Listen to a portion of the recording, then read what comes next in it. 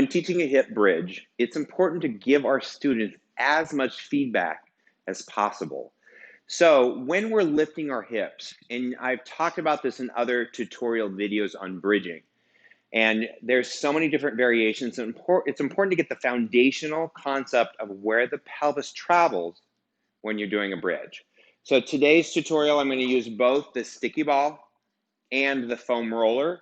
I've got the extended platform on, headrest is down, and I've loaded the heavy springs on so the carriage isn't moving, so the hamstrings aren't gripping as much. So just as many as you can of the heavy springs is going to help a lot. When we talk about bridging, we can use words like press up, lift up, hips to ceiling, and all of those cues cause a compressive load to the spine. When I teach a bridge, I say hips reach forward, sitting bones pull under the foot bar, pelvis reaches away from the rib cage as it lifts. These cues allow the students to start getting more of a traction and length to their spine as opposing to lifting up. Now, with our feet on the foot bar, if we do a traditional bridge or if we do a pelvic press, what happens, and I've mentioned this before in other videos, the hips are higher than the rib cage. If the hips travel vertically up, the load via gravity, because the hips are higher than the ribs, is creating a compressive load on the spine. And then if we try to articulate on the way down, we're not getting the most out of the exercise if we don't initiate with the hips forward on the lift. So I'm going to show you a couple techniques that I use. There's also another technique that I'll show in future, but I just want to show you a couple using the foam roller and the soft ball. So I'm going to start with the foam roller. What I'm going to do is I'm going to place my heels at the edge of the extended platform. Then I'm going to place the foam roller between my sitting bones and my heels. I'm going to make sure I'm slightly forward so there's some pressure, but not a lot of pressure, because I don't want so much pressure that I'm not actually reaching the hips forward. So they're both lightly touching both the back of the heel and the back of the legs. Now I'm going to show you, if we do a pelvic press or we lift the hips vertical, you'll notice that the pelvis leaves the foam roller. And what that tells me is it's not going that way, it's rather going this way. So not only does it compress the lower back, but it also pushes the weight of the hips, the weight of the organs into the ribs and into the throat. And that also compresses the neck spine. However, if I can get this concept understood to the students where the hips reach forward as you bridge up, feeling the sitting bones really reach, they're going to be able to pick up the foam roller an inch or two. It's not a big movement, so beware that if you go too high, you're going to eventually leave the foam roller. The other thing I want you to notice is when I lift my hips up, the distance between my shin bones and the foot bar doesn't change. I can feel the load go right into my neck and shoulders. When I grab that foam roller with my sitting bones and roll it forward, my shins reach forward. Now we have to be very careful to watch if the students are sliding. I will use the example of taking an accordion, opening the latches and pulling it across the floor. What I want to make sure is that same concept happens on one side. I've got to really think about holding this end, my skull end of my accordion, and lengthen it and anchor it as my sit bones push forward, really getting that length. So be very aware whether you're sliding or your students are sliding. As I mentioned earlier, it's a very small move. Most of the students that have been doing bridges repeatedly in the class are not going to be able to pick it up right away. They're actually probably going to have a challenge doing this. So instead of trying to pick it up, you can just teach them this. It's a pelvic roll forward from the sit bones. Now in other segments, I've talked about a posterior tilt, a pubic bone tuck, And I want you to see the difference when I pubic bone tuck or I posterior tilt and imprint, how my hips leave the foam roller, which is a compression to the spine. But if I reach my sit bones forward, I stay connected as I create that length of the spine, creating that posterior visual of the pelvis. But instead of the pubic bone coming to me, the sitting bones are moving away from me, which indicates I'm creating length of the spine. So not only can I use this example to teach students how to find length upon initiation of the bridge, so when they do that and they continue up, it's a forward reach and then they come back down. Once your student or yourself can continually grab that foam roller, roll it forward onto the back of your heels and up your Achilles tendon, should you be able to let go and continue up. It's going to teach the direction of where we want the hips to go. Using the foam roller is an excellent tool, and I highly recommend trying that both on the reformer and on the mat. My preference on the reformer is because it gives them the foot bar as a guide where to go. If you have the infinity foot bar, you can actually unlock it, and I'll show you that one. And what I will do is I'll move it forward slightly.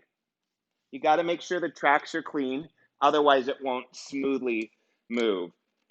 And I'm going to move it right to them, and then I'm going to push it away a tiny bit, right there.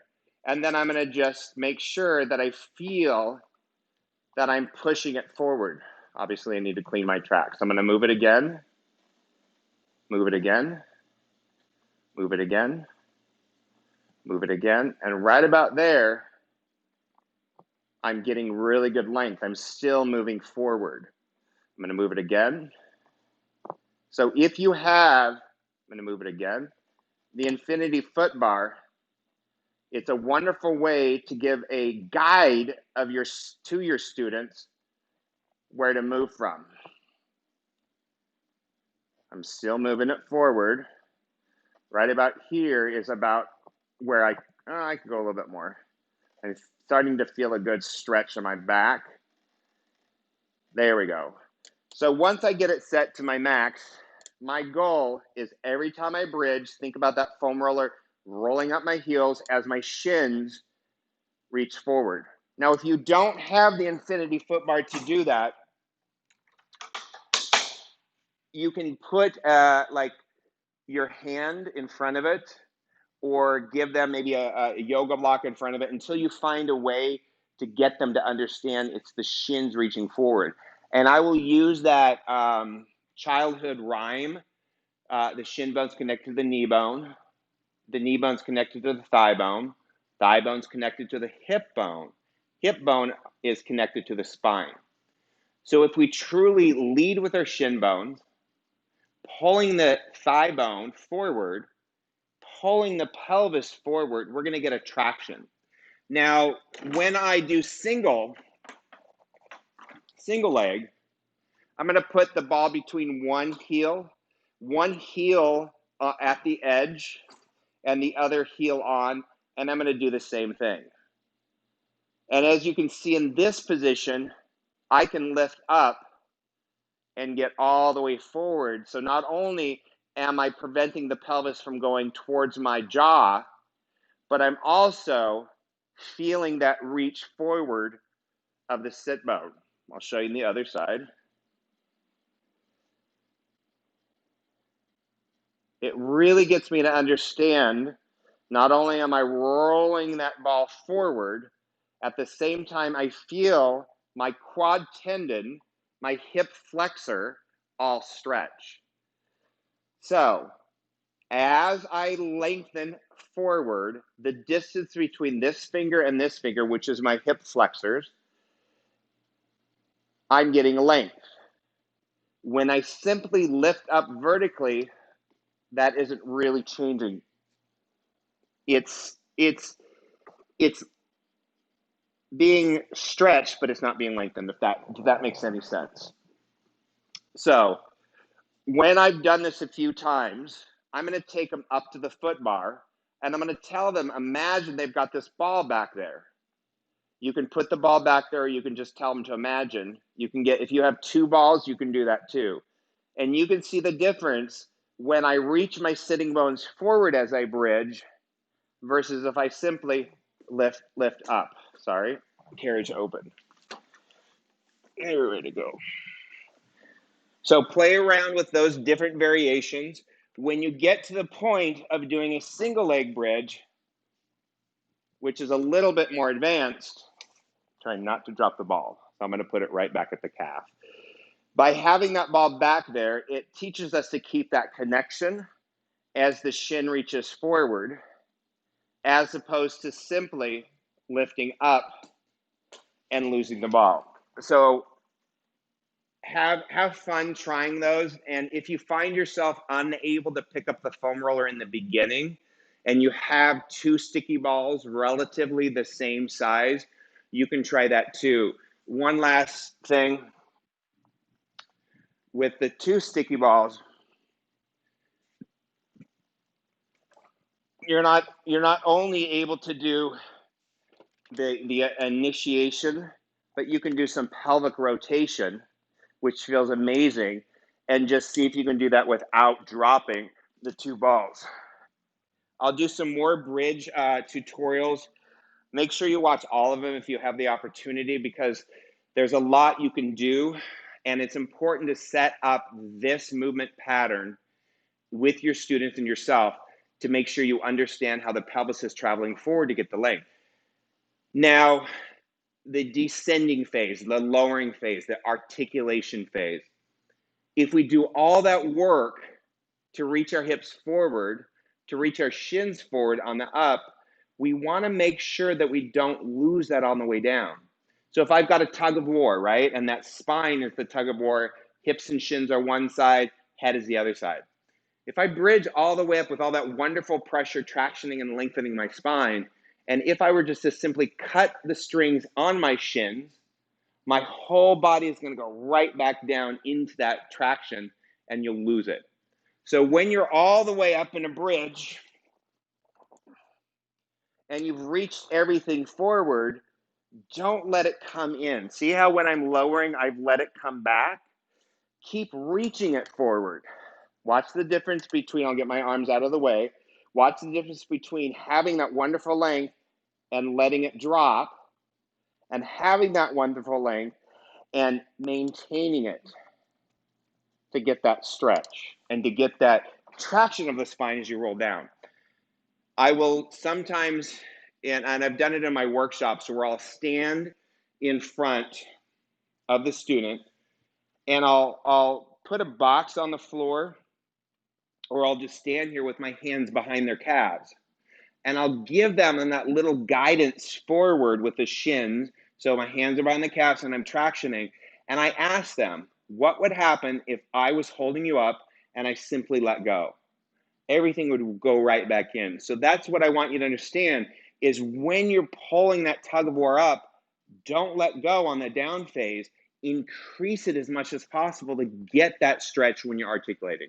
Enjoy playing around with these 2 variations. If you have any questions on these, leave a comment below the video and I'll address it as soon as I can. Thanks for watching.